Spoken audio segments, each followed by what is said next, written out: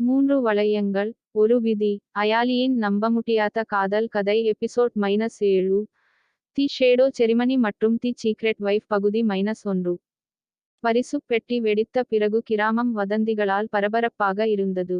ஆனால் அயலி, அவள் அமைதியாக இருந்தாள், மிகவும் அமைதியாக இருந்தாள். அன்றிரவு, குடும்ப மாளிகையில், பெரியவர்கள் ஒரு நிழல் விழா விற்கு அழைப்பு விடுத்தனர். இது தலைமுறைகளாக கடத்தப்படும் ஒரு மர்மமான சடங்கு. இது பல காதலர்களைக் கொண்ட ஒரு பெண்ணின் உண்மையான ஆத்ம துணையை வெளிப்படுத்தும் நோக்கம் கொண்டது. சுந்தரம், பிரதாஸ் மற்றும் டிகாஸ் ஆகியோர் அயாலி புனித மண்டபத்திற்குள் சிவப்பு நிறத்தில் முக்காடு போட்டு நுழைந்தபோது அமைதியாக நின்றனர். அதே நேரத்தில் மந்திரித்த எண்ணெய் கிண்ணத்தில் 3 வளையங்கள் காட்டின் நடுவில் மிதந்தன. சுடர் இயற்கைக்கு மாறான முறையில் மின்னியது.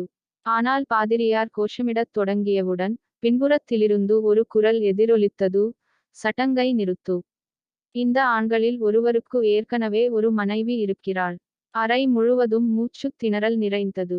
அயாலி திரும்பிப் பார்த்தாள், இதயம் படபடவென்று துடித்தது. அறை முழுவதும் மூச்சுத் திணறல் நிறைந்தது.